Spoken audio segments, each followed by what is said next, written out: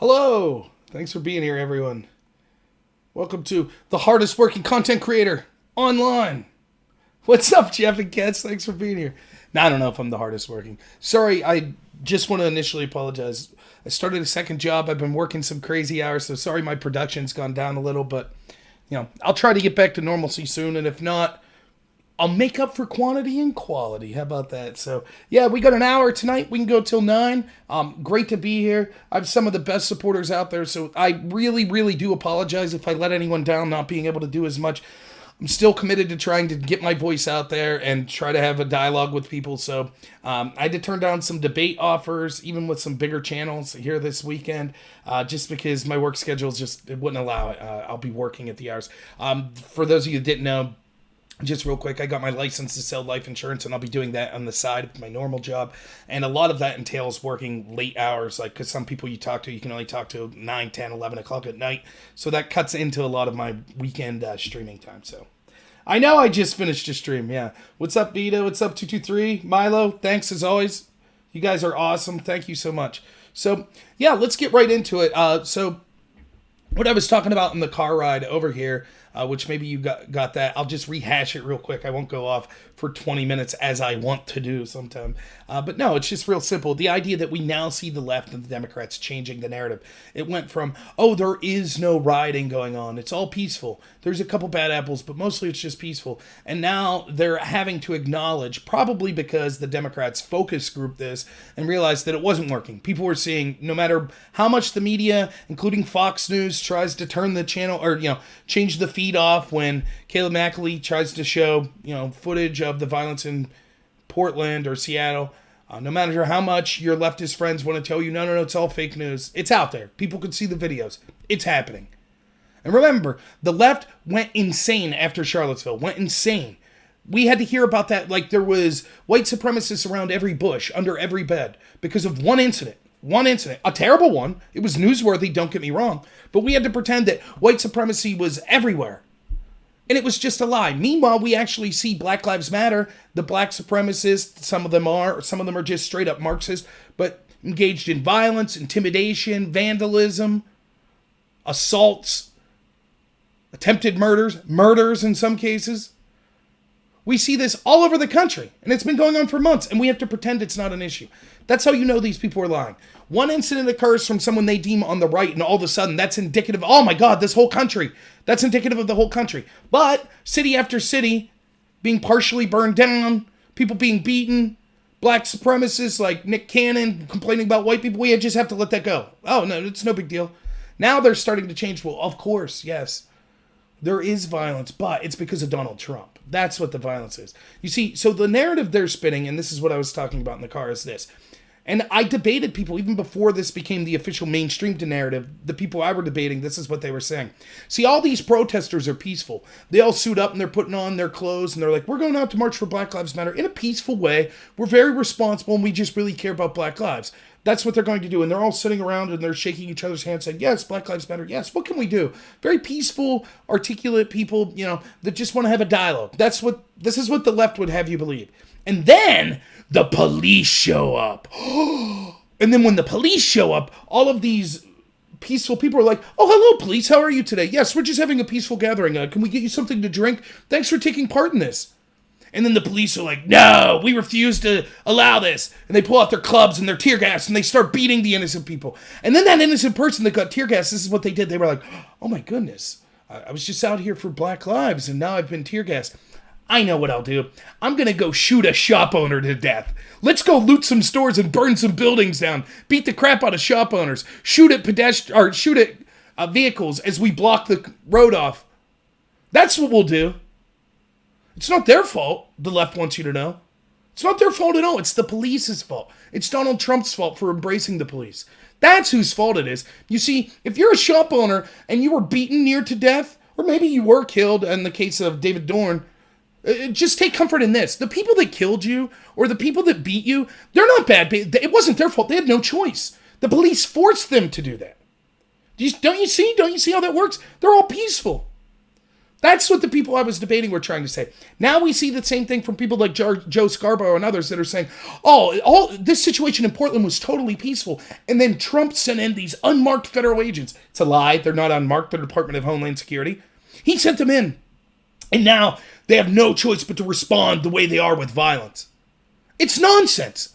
The reason that federal officers had to go in was because the mayor is allowing his police to be overran.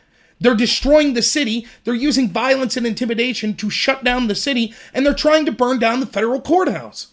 And so, this is what I said from the get-go. The left is trying, they've called Trump a dictator for so long, they're trying to make that a reality.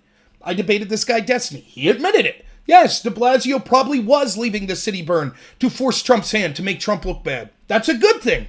That's what the people on the left think. Your property that was damaged, the people that are harmed, sometimes killed as a result of these riots, all worth it if it could be deemed as a negative to Trump. If it forces Trump to act, and then they can say, see, Trump's a dictator. He tried to send in authorities to deal with this. It's ridiculous. That's what they've been trying to set up the whole time. Now, I told you this over a month ago, that one of the videos I put out, I have friends on the left, I do, a lot of friends on the left, and they're still my friends. But a lot of them got upset because I put a video out saying that perhaps Trump should send in federal officers, federal law enforcement, even possibly the Marines. And people that know me know that I'm a civil libertarian and I'm against kind of martial law and things like that. And I don't want, a super police state or anything like that. And so Rob's finally lost his rocker, my friends on the left said. Now he wants Marines on every street corner. That's not what I want. That's not what most Trump supporters want. That's not what Trump wants. Here's what we want. People to stop rioting. People to stop beating innocent shop owners. We want black nationalist racists to stop pretending that the agenda of Black Lives Matter means just caring for black lives instead of what they really want, which is to destroy the middle class, to disrupt the systems of capitalism. They want reparations. They want to return to segregation and Jim Crow. It's just that they want to be in a position of power. Now, is that everyone that's marching with Black Lives Matter? No, but that's what the leadership's doing. That's what we want. And then if that can happen, then what we want is for individual mayors to use their police force to be able to, as peacefully as possible, quell the violence that's occurring. It is the job of your government, at the local level, at the state level, at the federal government. The first agreement you have with the government is, I will give up some of my freedom, I'll give up some of my property, in the form of you obey laws, you pay taxes. I will do that, and the first thing you will do as a government is protect me. The government's there to defend you. That's the bare minimum. That's what we want these local governments to do. Protect the innocent citizens of these cities. They won't do it. They won't. They think that it's good that this is occurring because it helps them achieve power. That's what they think. They think that if they glorify lawlessness, violence, and intimidation, and vilify people trying to defend themselves from that, if they make cancel culture so strong that you have to pretend to agree with these violent Marxist terrorists, that suddenly you'll change your mind and they'll be able to get positions of political power. And so therefore it's worth it. And they also think if they don't do anything, it will force Trump to do something, and then they can say, look, Trump's a dictator. That's what they want. I don't want the federal authorities to go in. That's what de Blasio wants. That's what Wheeler wants. That's what the Democrats want. They want to, their deal is this. Hey, vote for us. And if you don't, we'll burn down your cities. We'll attack you. We'll beat you. We'll weaponize the intel agencies. We'll weaponize the IRS. We'll use your children as leverage. Even though all science says that they should go back to school, we'll say, no, they can't. Their education must suffer. We'll do anything. We'll collapse the economy. And then we'll say, oh, look, the economy's doing bad. Look at all these riots. All kids aren't in school.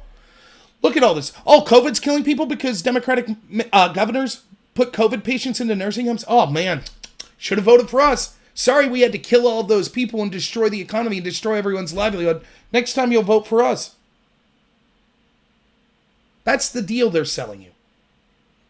And what they want is for Donald Trump to become the dictator that they've said.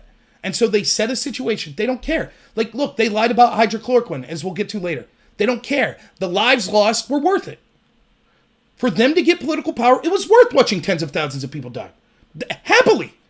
And they're happy that you couldn't attend your grandma's funeral when she died of COVID. They're happy for that. They hope you're furious. So they can say, oh, it's Trump. It was Trump's fault. Yeah, that's Trump. They hope you go through as much pain as is humanly possible. That's what they want. That's what the establishment Democratic Party wants. Hey, next time, how dare you not vote for us? We're going to make your lives a living hell. Next time you'll vote for us. That's what they're trying to do. And so Trump, I don't want the feds in there.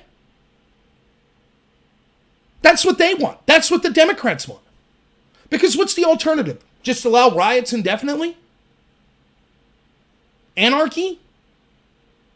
That's worse than the feds being in there. Or do they want vigilante justice? Well, they don't want that. They're trying to disarm you. They want to take away your free speech. They want to take away your right to defend yourself. They want to take away the police's right to defend you. They want you totally subservient to them. Don't worry, they'll give you free stuff. Don't worry. Hey, don't worry about going back to work. We'll pay you more in unemployment. Just stay home. Just be dependent on us. But you must be totally obedient or we'll crush you. Try to defend yourself like the McCloskeys in St. Louis, you're under arrest.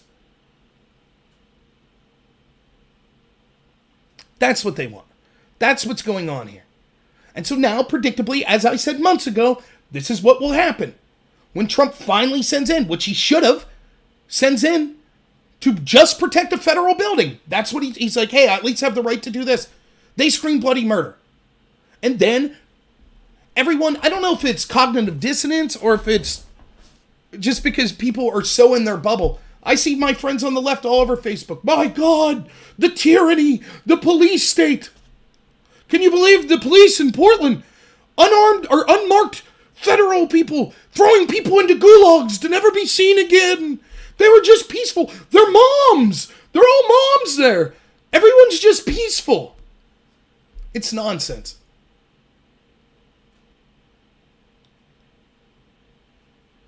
And these people, and I'll prove it to you later, these people that are like, oh, it's no big deal. Why are we so worried about this? Why is Trump making a big deal of this? They'll be the first to scream when their property's attacked, when they're attacked. All of a sudden they'll say, this is outrageous. I should arm myself. Where are the police? All these tough guys I know in rural Pennsylvania here. Oh, Rob, how can you be against Black Lives Matter? How can you be against these peaceful protests? I said, please post your address online. What if a bunch of, I don't know, right-wing terrorists came to your house and burned it down? Would you say, fair enough, that's just them advocating free speech, as long as the police don't get involved? You think that's what your leftist friends would say if a bunch of Tea Party people started to do that? Or the Proud Boys, or something like that? You think they'd be cool with it? Of course they wouldn't.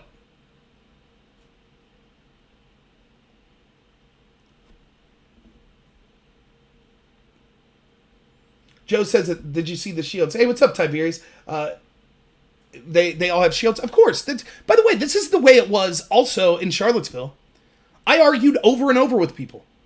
Am I saying that the white nationalists that ran over Heather Heyer was good? No. Am I saying that the white nationalists in general were good and weren't there to fight? No, I'm not saying that. But my contention was they glorified Antifa and Black Lives Matter, who showed up with shields, with ball bats. They showed up for a fight. And yet the media's narrative was, oh, they were just peacefully there exercising free speech. And the other side were these violent revolutionaries. That's not true. Both sides had good people and both sides had bad people. Just like Donald Trump said, which the media then lied about and said that he said Nazis were good people. That's not what he said. And the crux of what Trump was trying to say is, let's not glorify one side just because they're against people that you hate. So if you're on the right and you hate Antifa, you don't glorify the white nationalist. They suck too. And if you're on the left and you hate white nationalists, you don't glorify Antifa and Black Lives Matter. That's what Trump was trying to say. There were crappy people on all sides. Now, you could also be a good person on either side. You could be a good person who wants the statues to remain, or a good person that wants them taken down. But there were bad people on both sides. And I said, the danger of Antifa, I've been saying this for over a year, the danger of Antifa and groups like that isn't just the violence. There have been other violent groups. The danger is it's violence that is deflected for, celebrated, or implicitly condoned by the institutions in power in this country. Name me one prominent media person that was like, hey, yeah, the KKK or neo-Nazis, yeah, they do some things that are out of hand, but all in all, decent people. I can name mainstream media person after person that said Antifa, it's anti-fascist. They're not that bad. The Southern Poverty Law Center says things like that. And don't even get me started on Black Lives Matter. How many people have to die as a result of people in that movement before we start to say, geez, maybe it's not all sunshine and roses like they'll have us believe.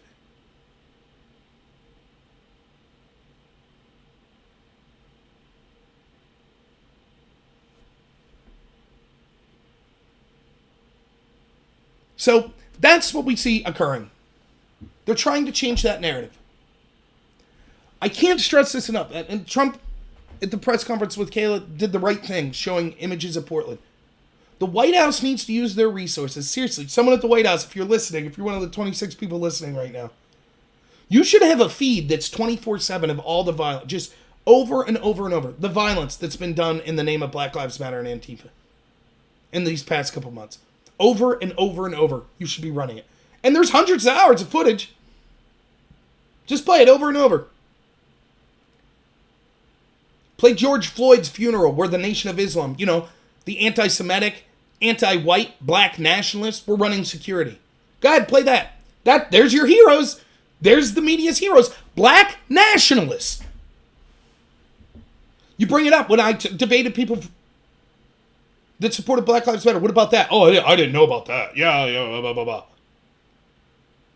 Louis Farrakhan, the leader of the Nation of Islam, anti-Semite, anti-white, black nationalist, he pals around with Democratic Congress people all the time. Heck, David Duke says, hey, I think I'll vote for Trump. And all of a sudden, that's a referendum on Trump that he has to answer for. Just because some guy said he'd vote for him. But take a picture with Louis Farrakhan, anti-Semite and black nationalist, no problem. Heck, his crew's running security at George Floyd's funeral. Imagine that. Imagine that a right-wing figure dies. And the neo-Nazis are like, hey, we'll handle security there. And Fox News and NBC and ABC and CBS and MSNBC and CNN and the New York Times and the Washington Post all cover that funeral and go, yes, what a beautiful sight. Forgoing the fact that security is being ran by white nationalists. You think that would ever happen? But hey, if it's black nationalists, no problem. None at all. I saw that, Freebird. I didn't, Tiberius. I didn't see the end.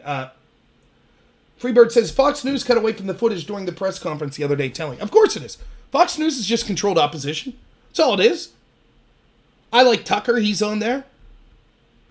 They allow one or two voices to be reasonable on there, but it's controlled opposition.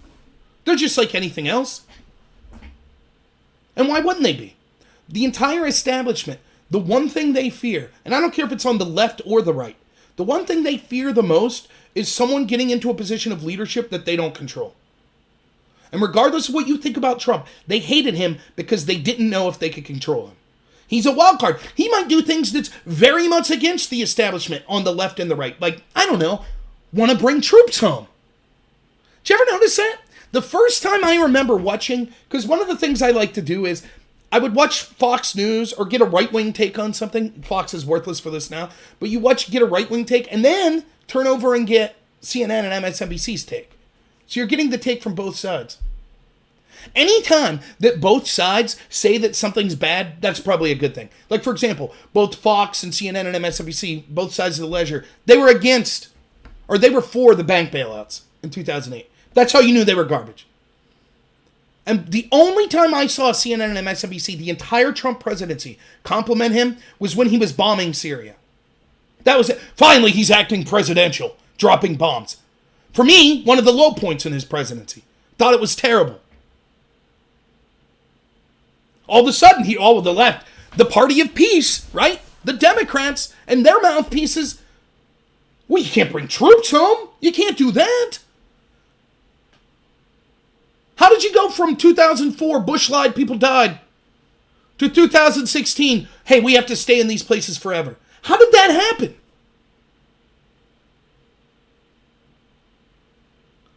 You just took the neocon position of all these wars, put Barack Obama in charge, and continued them. Gave the man a Nobel Peace Prize. And everyone was like, yay, peace. We're so well respected in the world now. It's stupid. That's the type of stuff. They don't want that. The establishment and both sides don't want that. That's a big cash cow, that military-industrial complex. They don't want someone throwing cold water on that. So Trump had to be taken down. Why do you think that almost every criticism of Trump for 3 years was trying to drum us closer towards a conflict with Russia and its allies like Syria? That's the party of peace for you. And they call you a xenophobe. Trump's a xenophobe, or Trump supporters are xenophobes. They think anyone who has ever set foot in Russia is suspicious and worth wiretapping and spying on. But you're the one who's bigoted towards foreign countries. It's ridiculous.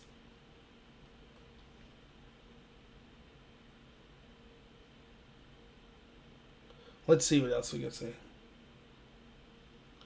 Moongo says, Trump says they hate me but are after you. I agree, and Trump should have did better on this, though. Really. Like, Trump started to speak up more forcefully against Twitter, for example, when they started messing with his account. Well, he should have been speaking up better and actually doing something instead of just speaking when Twitter was acting as a political entity and publisher for years and censoring conservative thoughts. And by the way, also left-wing thoughts that don't agree with the left-wing orthodoxy. For example, if you're a feminist, you're on the left probably, but if you're against a lot of the claims made by the trans movement, now you're on the left, but you have to be censored by Twitter because it doesn't get in line with their extreme left-wing view. That's who Twitter's censoring. Twitter is a publisher. They are not a content provider. As a publisher, they should be held accountable if people that they publish and it is brought to their attention commit crimes or call for violence. They should be held accountable for campaign finance laws. They are an in-kind donation to the Democrat Party. So is Facebook, so is Google, so is YouTube, so is academia. All of them are just political fundraisers for the Democratic Party, and they should be held accountable to those campaign finance laws. Or they should have to prove that they're not censoring people based on political beliefs. And I wanted to talk about this real quick. This is a story I didn't talk much of, and I had some people ask me about this. Let's talk about Q for a second, right? You know my feelings on Q. I don't believe it. I think there are people that use Q for a good thing, that used it as a launch board to self-investigation and things like that. I think that there was good information that came out of Q. But I think that people idolized it too much. And I think that it made predictions that it acted like were certainties that aren't certainties. And I think it talked ambiguously enough that people could say, it's like Nostradamus or something. See, look at these accurate predictions. But look at all the predictions that were wrong. It didn't tell us the Republicans were going to lose the 2018 elections, did it? So I think some people go way overboard. Some people use it well. Some people go way overboard. I've had Q people come at me as hard as left-wingers when I say things like, Bill Barr should have prosecuted Comey. It's a shame that he didn't. They come at me, trust the plan. Nah, I'm sorry. That's not how I operate. I don't trust things like that. I trust what I can see. When I see an obvious criminal getting off the hook, I'm not going to say, oh, don't worry, he'll get his comeuppance 5-6 years down the road. Sorry, not buying it. However, as far as conspiracies go, I'll say this as I always do. It is the mainstream narrative that Jeffrey Epstein killed himself. That is a conspiracy so ridiculous and so wild that I don't begrudge anyone for believing any conspiracy they want, including Q. I don't. And most of the people I know that kind of follow Q, I think, are just looking at things at a different level than me. I think that a lot of it's nonsense, but I don't begrudge them. I don't think you're a bad person. Now, having said all that, that's my feelings on it. Right? Twitter decides they're going to take a hard stance against Q. And when I was doing these panel discussions with some people on the left, apparently I tweeted someone that posted something about Q and I was unaware. I didn't know what WW1 WGA meant. Where we go one, where we go, something like that. Where one goes, all go, or something like that. Apparently that's a Q reference. I didn't know. All right, but whatever. It doesn't matter. I'll retweet anything if I think it's interesting and it's a good point. I don't care who it comes from. It can come from a Democrat, I would tweet it or retweet it. You know, that's just the way I am. Anyways, they asked me if I follow Q. I said, no, I don't follow Q. And they were like, good, because it's dangerous. And I was like, what's dangerous about it? And this is the same argument Twitter's making. This comes from extremist left people that have tried to convince. So I believe it was that Tegan woman. She was upset because she was being accused of, people were posting posts she made that were arguably pedophilic in nature.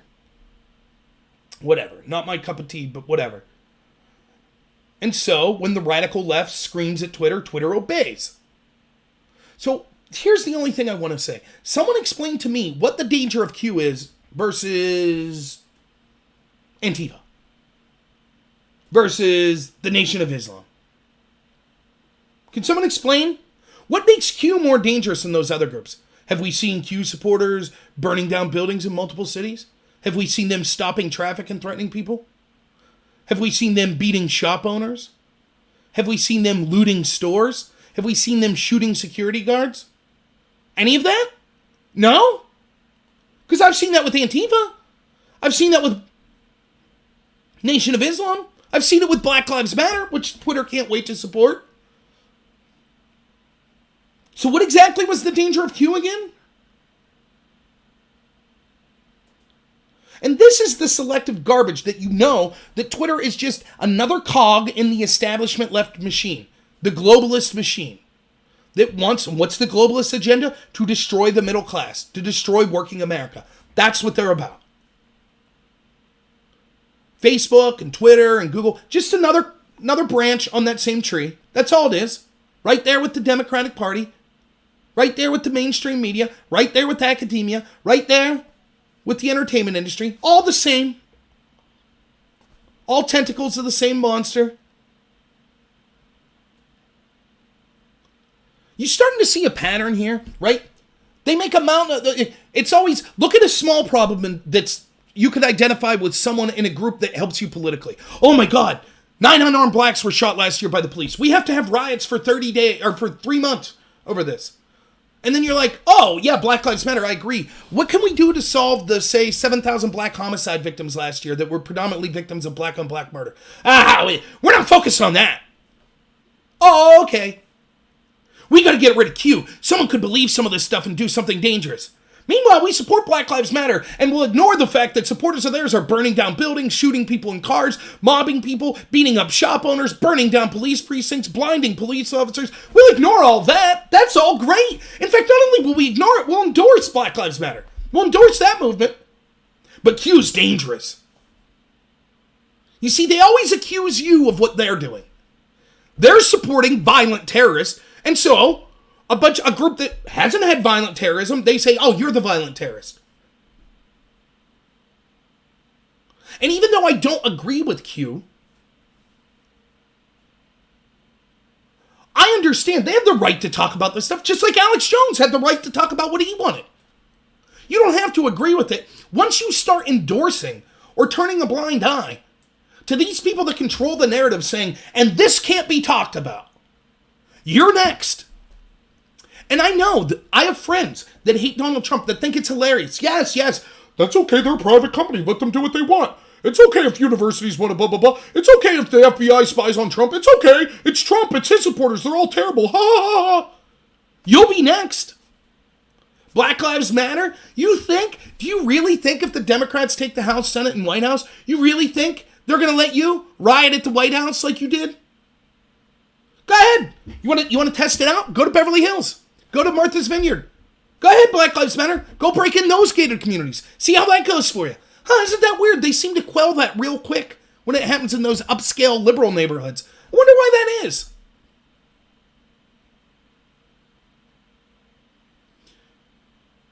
You should speak up against tyranny wherever you see it, even if it's directed at people you don't like.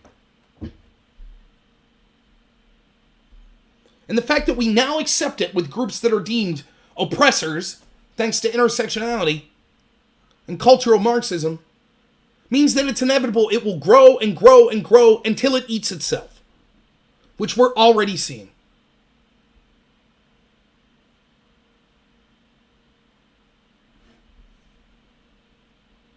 Yeah, and I see people saying they listen to Q. Again, those that have followed me for enough know my stance on Q. Have I ever had a deriding, mocking tone towards people in Q? No. One of my favorite people on YouTube is my friend Mike from the Patriot Hour. He follows Q a lot.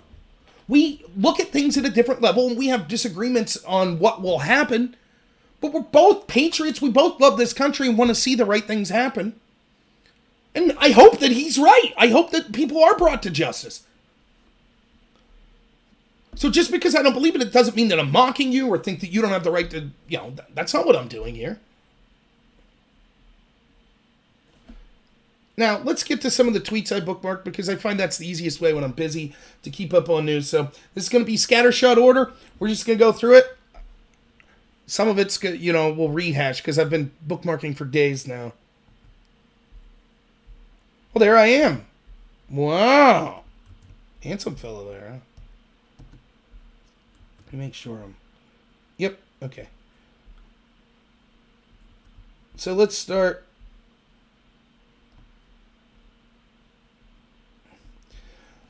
Right here. Peaceful protester fires 5 peaceful shots peacefully at a vehicle and misses. Gets shown the door to hell and 3 less peaceful shots later.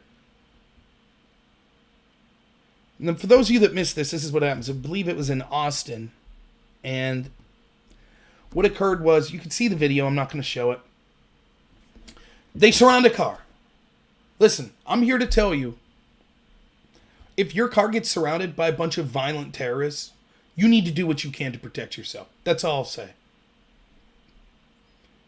Just look at Provo. Look what happened there. These terrorists do not have the right to intimidate you like this.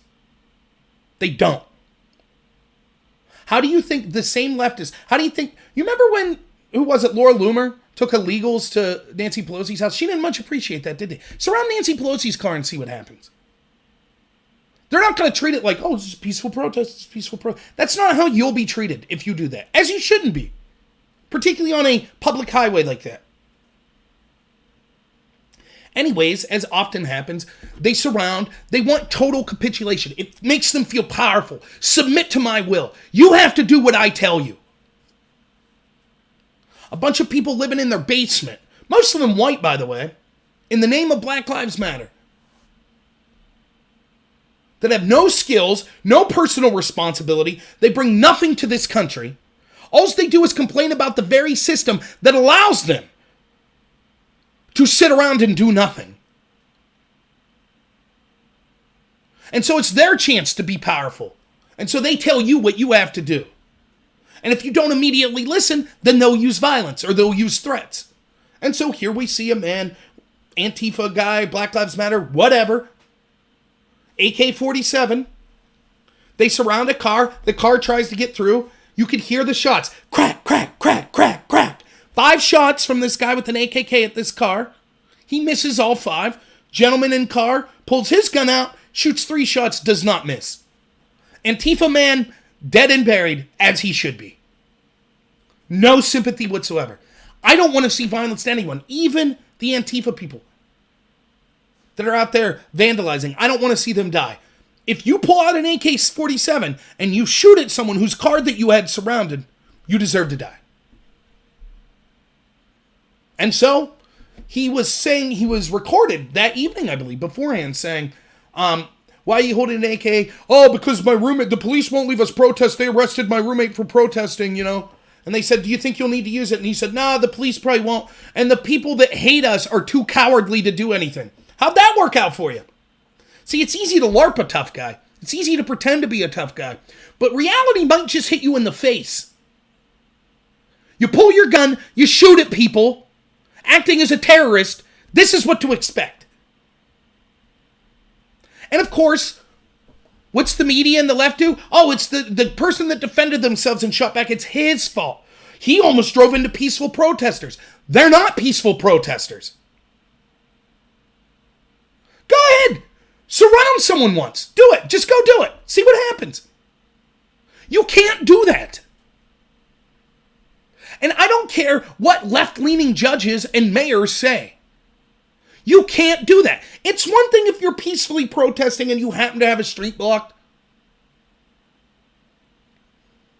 That's one thing. When you start surrounding vehicles When incident after incident, we see them beating on vehicles, pulling guns on vehicles. Remember the NPR story? Oh, white supremacists are using Black Lives Matter as an excuse to try to run into peaceful protesters.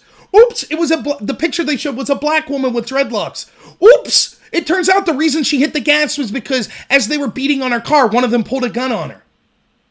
When you see that over and over again, what do you expect someone to do? Just sit there and take their beating?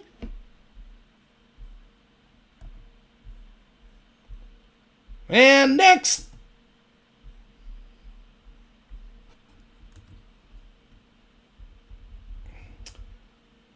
We'll get to this one in a minute. Radio host mocks Trump by claiming Seattle's peaceful. Then rioters torched his apartment building. We'll get to the exact tweets here in a minute that this left-wing radio host had. Spoiler alert, he decides he wants a firearm now and doesn't appreciate the protesters. Here's a good one. Source for Steele dossier, Igor Danchenko was American. FBI knew it, but lied about it anyways. Another lie by the FBI. The FBI claimed, no, let's go back. This story with the weaponization of the FBI and Barack Obama using the most powerful intel agency in the history of the world to spy on his political opponent. Remember, Watergate we still have in our vernacular as the gold standard of corruption by a president. That was two bumbling fools in a hotel. Barack Obama upped that by saying, instead of two bumbling fools, I'll use the entire weight of the U.S. intel community to spy on my opponent. That's a crime of a magnitude times 1,000 over Watergate. The biggest political scandal in the history of this country, and it's not being covered by the media. Now, it's a complicated story. There's a lot of names, a lot of ins and outs. Here's what you need to know. Repeatedly, the FBI lied. You remember when Trump said that he was spied upon, and the media and the Democrats went nuts? How dare you say that? How dare he accuse Obama of that? This is so unpresidential. Well, it turns out he was spied upon.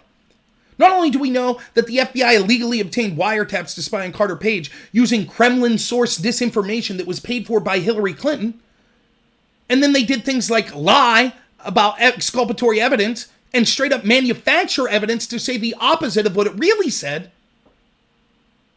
in order to spy on Trump's team, Carter Page, and through the two-hop world, Trump himself.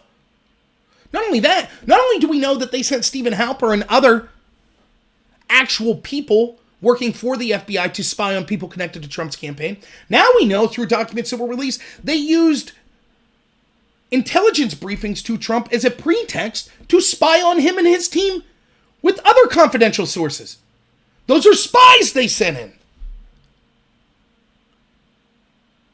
So Trump was right.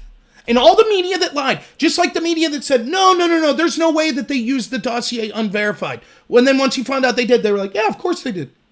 No, there's no way Trump was spied on. Well, of course he was spied on. They don't care.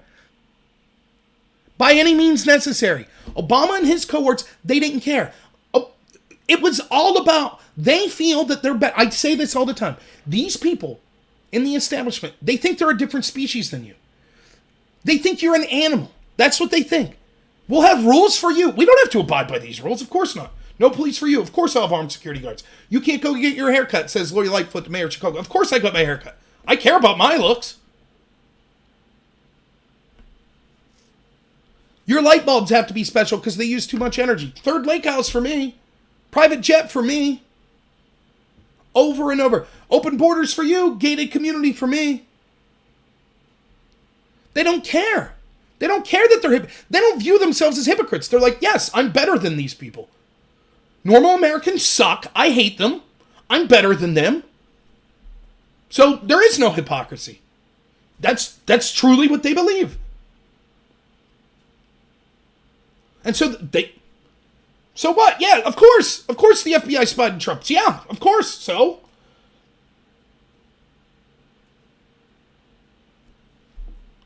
it's that simple. They don't care. And so now we see with this story, again, the FBI lied.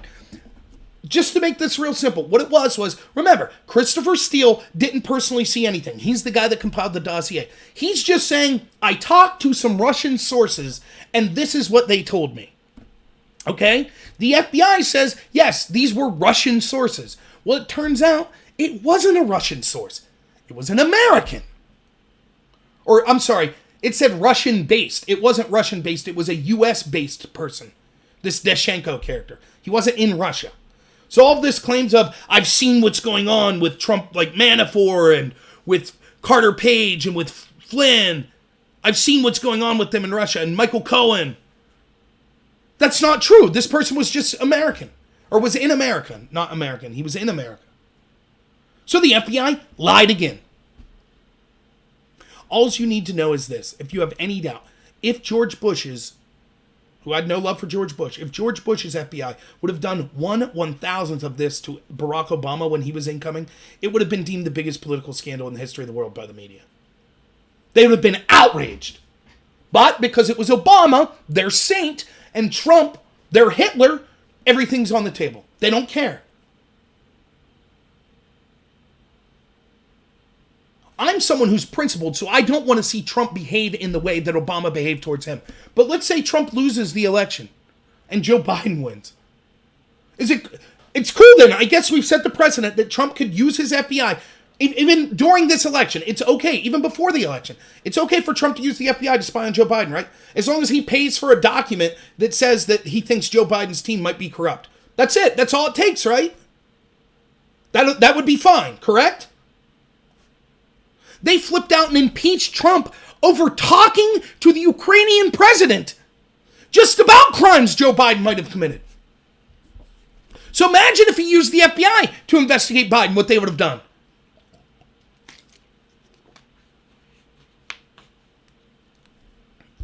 Next.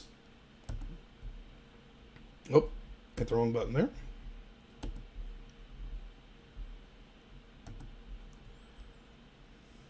Here's the tweets I was talking about.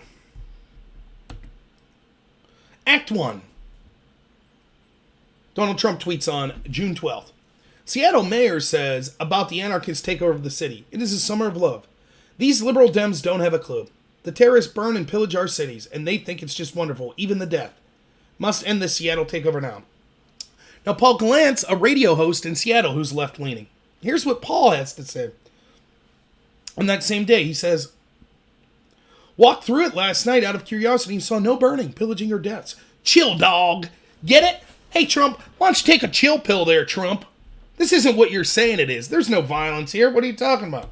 Fast forward. July 25th, 2 days ago, Paul Gallant comes home and he says, came home to my apartment complex. The Starbucks underneath has been destroyed, and cops are telling us to stay away in case something explosive's inside. Huh. But wait, Paul, didn't you say, chill, dog? Right? Chill, dog? There's nothing going on here. Chill, dog. And it's like, oh, I got home and I noticed that the store under my apartment's burned. And it's all right, dog. You'll be all right. At least your place is okay, right? Act 3, Paul Gallant. I feel like I need to buy a firearm because clearly this is going to keep happening. Enough is enough. It looks like a block party down the street from me. Really angry right now.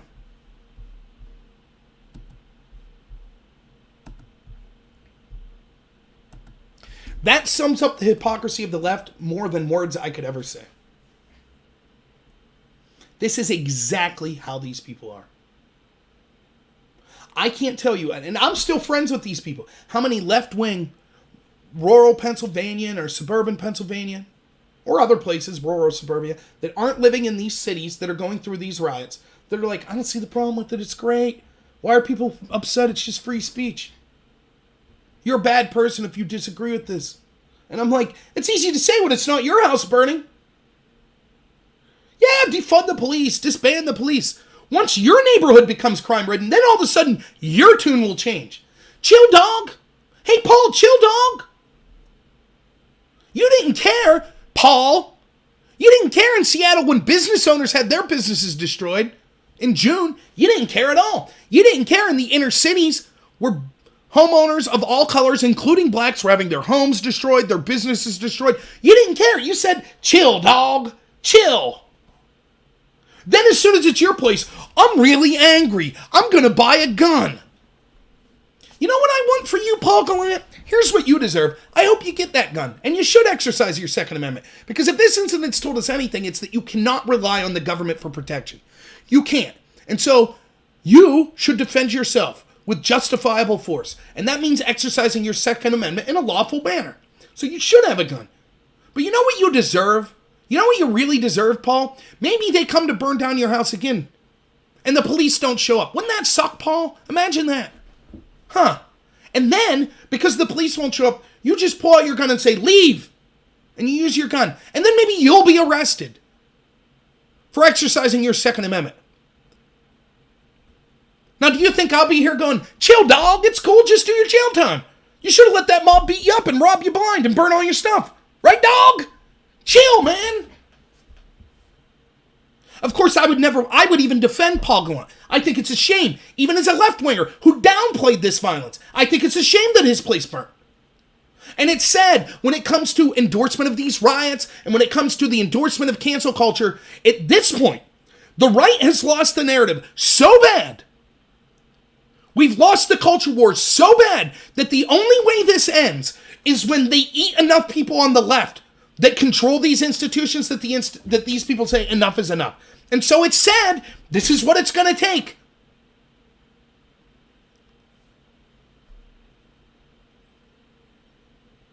That's what it's going to take.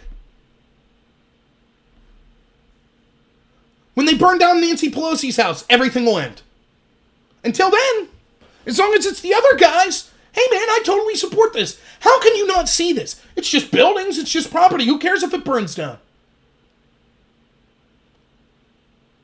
I think I'm a reasonably intelligent guy, but you don't have to be a genius to figure out, once you endorse allowing violence, political violence and political intimidation and property destruction in the name of some sort of movement, it's only a matter of time before people you support are the target of that.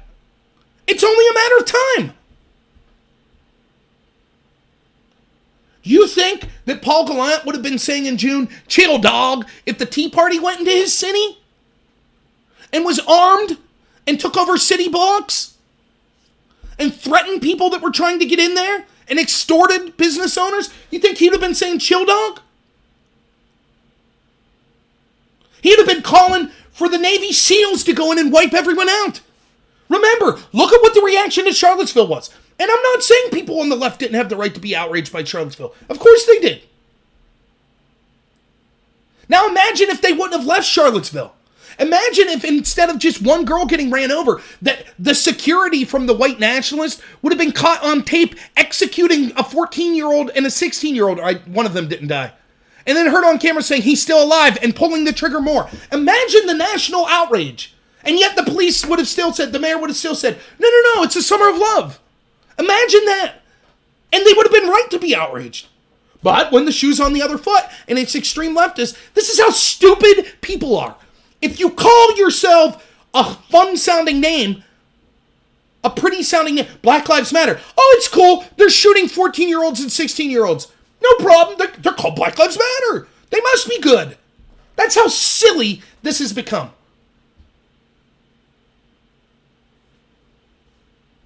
Next.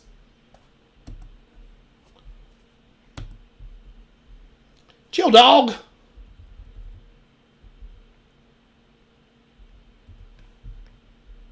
Hydroxychloroquine.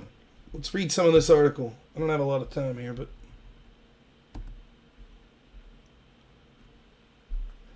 Newsweek. The key to defeating COVID-19 already exists. We need to start using it. Harry Risch, MD, PhD, Professor of Epidemiology, Yale. Right? Must be some right-wing nut, right? Yale. What? Have you ever heard of Yale? Must be like, Let's just read some of this. I'll go fast, sorry. As a professor of epidemiology at Yale School of Public Health, I've authored over 300 peer-reviewed publications and currently hold senior positions on the editorial boards of several leading journals. I'm usually accustomed to advocating for positions within the mainstream of medicine, so have been flummoxed to find that, in the midst of a crisis, I'm fighting for a treatment that the data fully support, but which, for reasons having nothing to do with correct understanding of science, has been pushed to the sidelines. As a result, tens of thousands of patients with COVID-19 are dying unnecessarily. Tens of thousands are dying unnecessarily.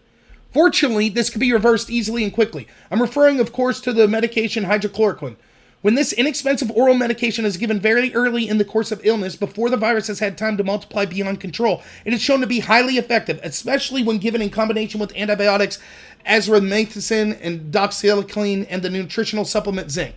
On May 27th, I published an article in the American Journal of Epidemiology entitled Early Outpatient Treatment of Symptomatic High-Risk COVID-19 Patients That Should Be Ramped Up Immediately is Key to the Pandemic Crisis. That article, published in the world's leading epidemiology journal, analyzed 5 studies demonstrating clear-cut and significant benefits to treated patients, plus other very large studies showed the medication safety. Physicians who had been using these medications in the face of widespread skepticism have been truly heroic. They have done what the science shows is best for their patients, often at great personal risk.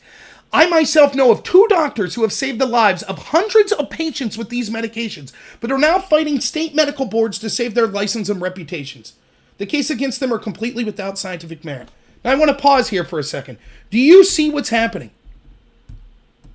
What were we told? Trust the science. Trust the science. You gotta give up your rights. You have to, whatever the government says, you have to be locked down. Sorry, you lose your job. Sorry, you can't afford to feed your family. Sorry, Rob, your brother had epilepsy, had horrible seizures, and he couldn't get treated properly. Hey, you have to make sacrifices. Trust the science. When the science shows that we have something that could potentially help save hundreds of lives, if not thousands of lives, tens of thousands of lives, this doctor says, for political reasons, they say no.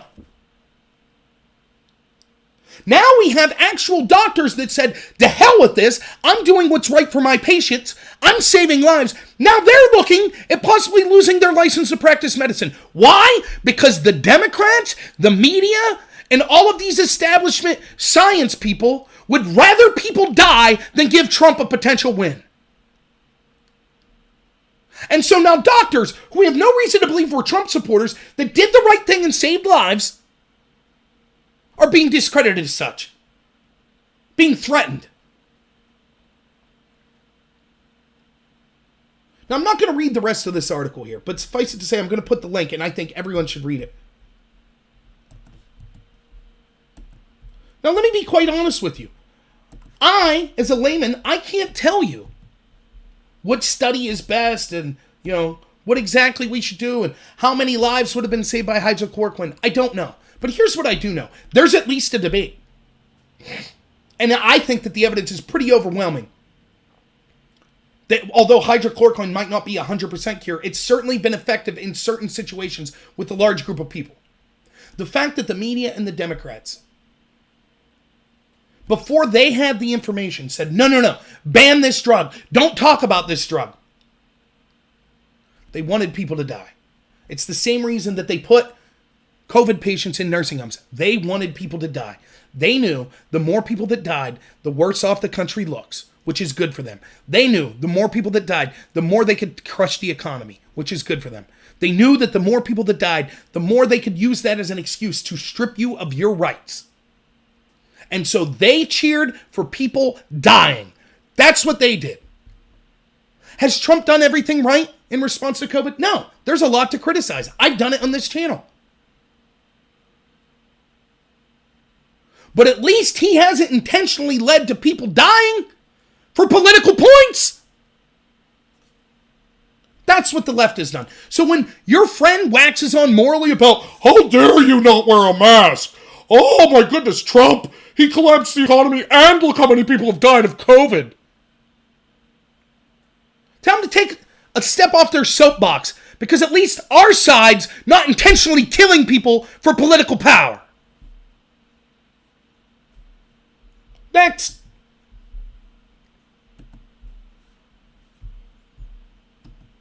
Whoop. I'm going to bring the window up, huh?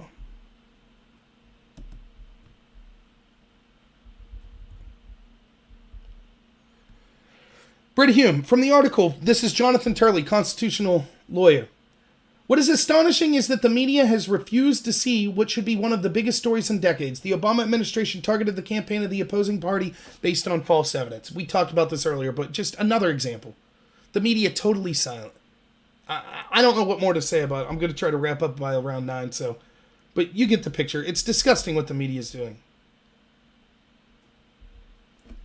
All right, my buddy Drone Tech tweeted this out.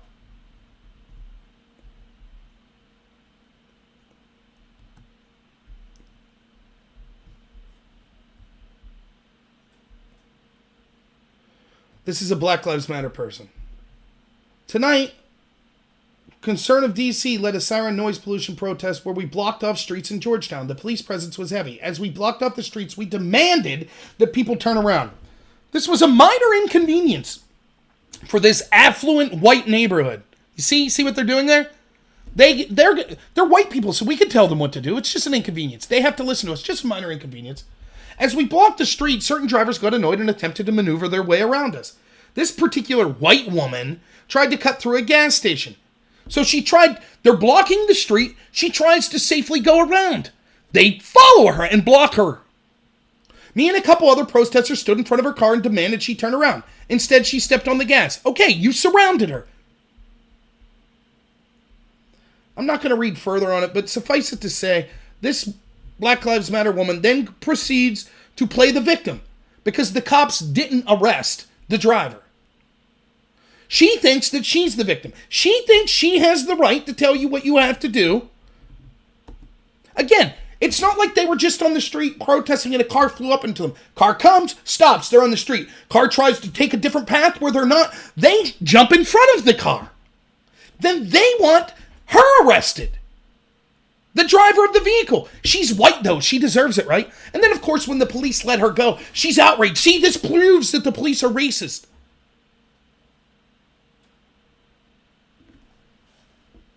It's absurd. Go ahead. How would this woman feel if a bunch of Tea Party people did this to her? You think she'd be like, oh, it was just a small inconvenience for me. I was trying to get home to my children and a bunch of white people that were shouting that they hated Black Lives Matter surrounded my car. No problem. I'll just turn around. And if I don't, and if I demand to get through, the police should arrest me. You think that's what this woman would think? The entitlement that these people have, that think that they have the right to infringe upon your rights to freely travel, is astonishing. This is what years of indoctrination and losing the culture war has done. They take no personal responsibility. They're so entitled, they think they have the right to tell you exactly how to live your life. But they won't take any claim from anyone else on what they should do with their life, even if it's lawful. It just aggravates me to no end watching that arrogance. Next.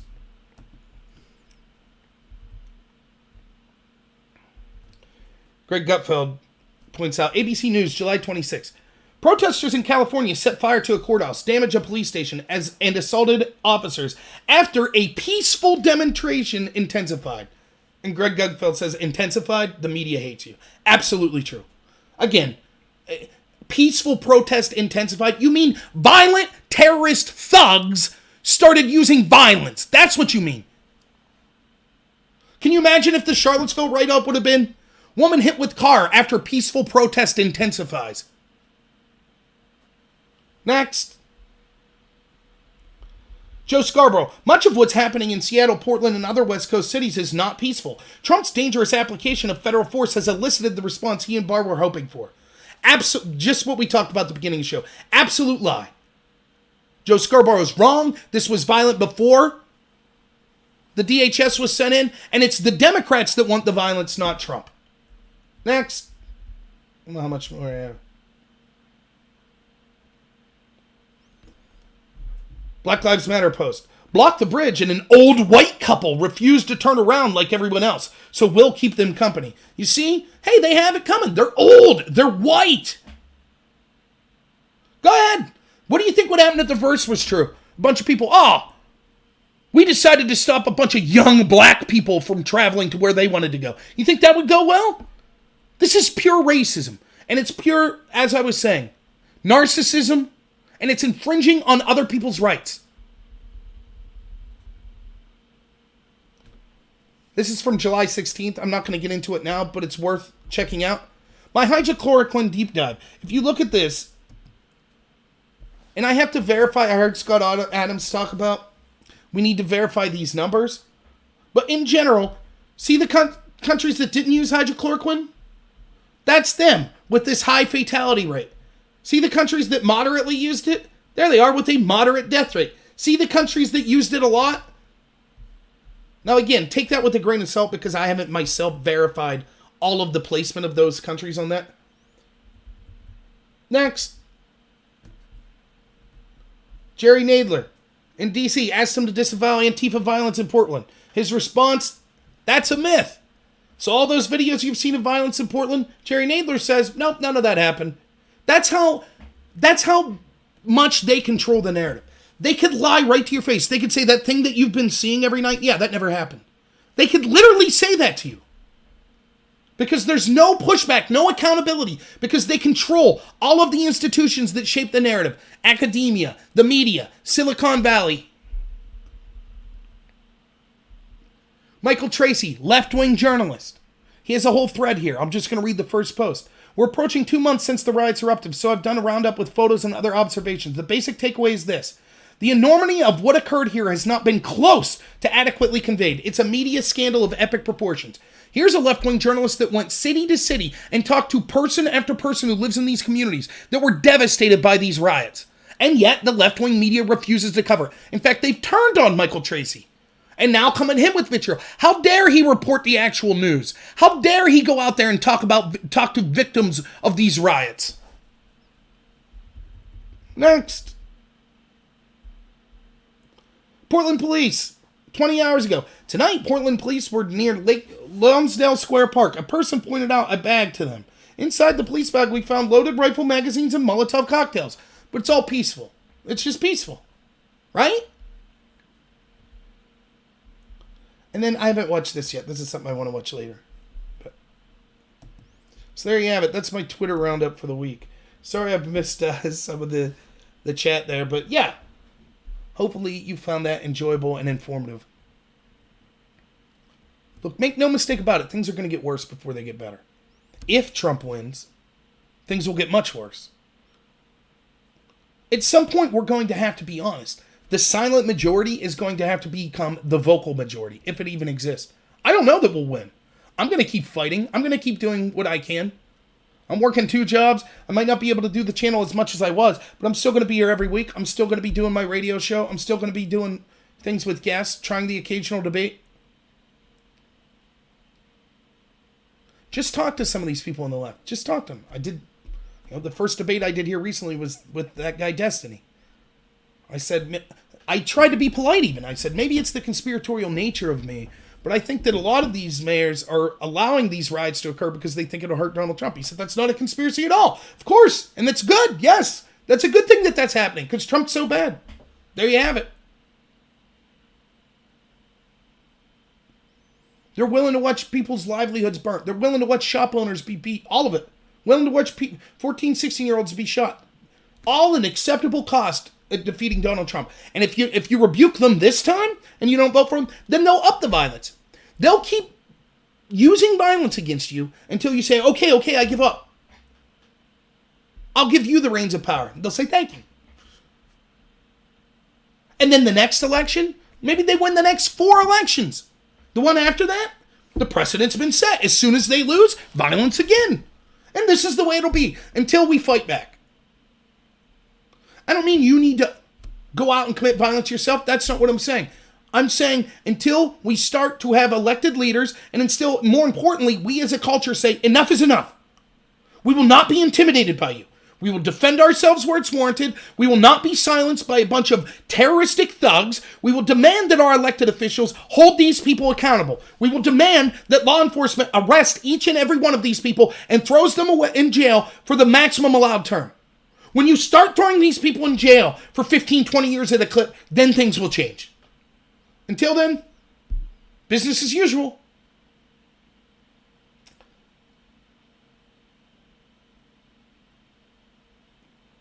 So, yeah. Other than that, thank you so much, everyone, for being here. I'll make a quick plea. So I've raised about $600 for my computer, which costs about $1,200. So I'm still trying to raise an additional $600 more.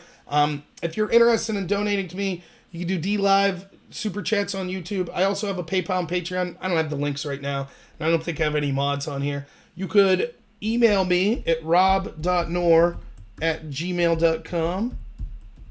And I give you my P.O. box, and you can send something if you want. If you can't donate, that's totally cool. I'm not going to go in the spiel I normally do, but trust me. I understand. I'm broke, too. I'm working 2 jobs now. I'm trying to do everything I can. Thank you, Big Sky. Very generous. Big Sky says, Rob, add this to computer fund.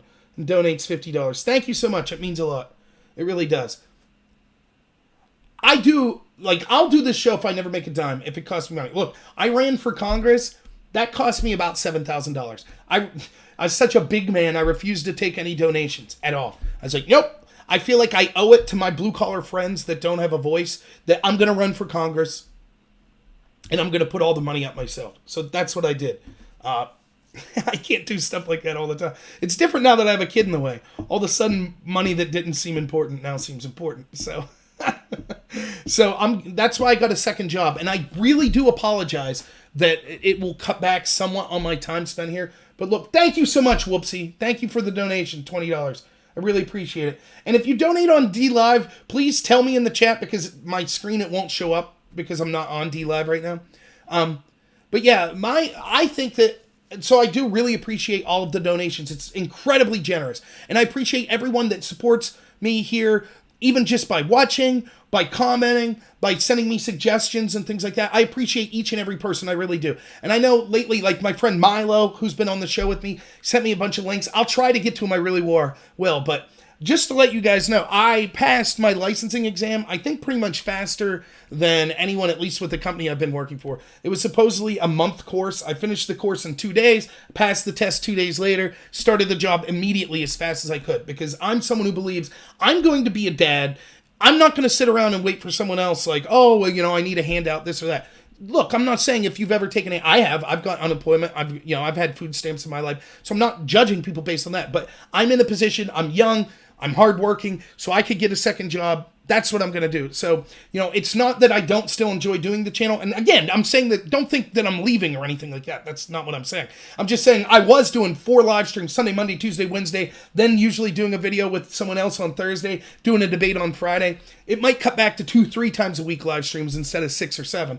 So just letting you know that's what's going on. But it's for a good cause, I think, which is me trying to support my family that I have coming. So, right. Yeah. Thank you, Freebird. I appreciate it. Yeah. So thank you all so much. If you can't donate, one of the things you could do to help me is like and share my channel. I'd really appreciate it. And if you have any articles or anything like that, again, that email's up there, rob.nor@gmail.com. Feel free to send me anything. Milo, I apologize, I haven't got to your links. I'll try to get to them later this week. Also, in the future, if you're ever interested in buying life insurance, which, by the way, even if you don't buy from me, you should have some sort of life insurance. It's really important. But give me a holler. I'll hook you up. I think our rates for whole life coverage is really good. So we could at least have a talk about it. Even if you don't go with me, maybe I can give you some idea where to start or something like that. So there's my pitch for my second business.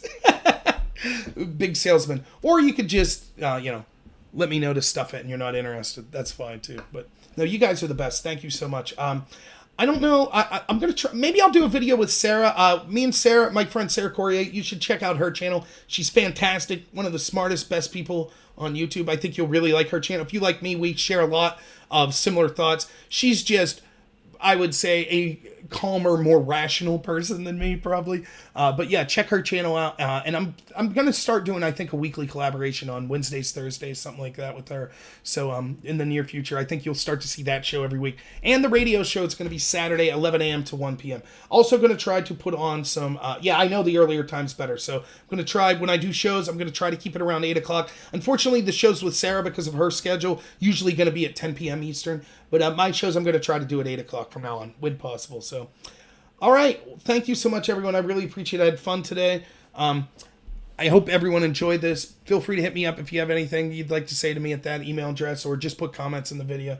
Thank you so much, everyone who donated. Thank you so much for everyone that's here. I'm deeply humbled that anyone would want to listen to me. It really means a lot to me. And you have no idea.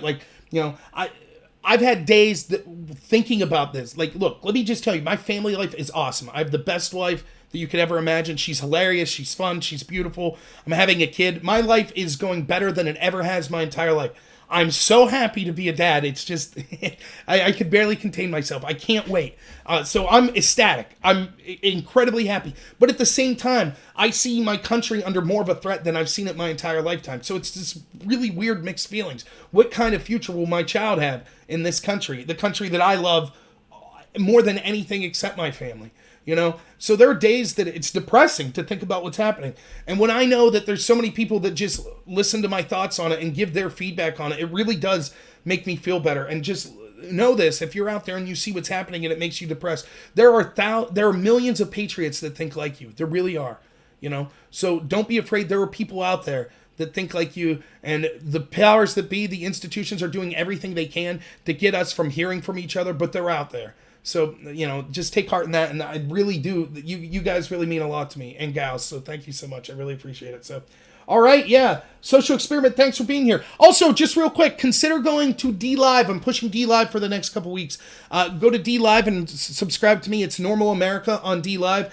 DLive's great because if you donate to me, it's a cryptocurrency that I get 100% of, unlike YouTube. They're not going to censor me. And if I get 300 subscribers, then I can actually put my short form videos, which I haven't done in like 3 weeks, on there. But I'll be able to start putting them. So consider going to DLive, Normal America on DLive. So thank you so much. Anyone who's new as well on DLive, Social Experiment, thanks. All right. Thanks so much, everyone. Stay safe out there. And as always, have a good one.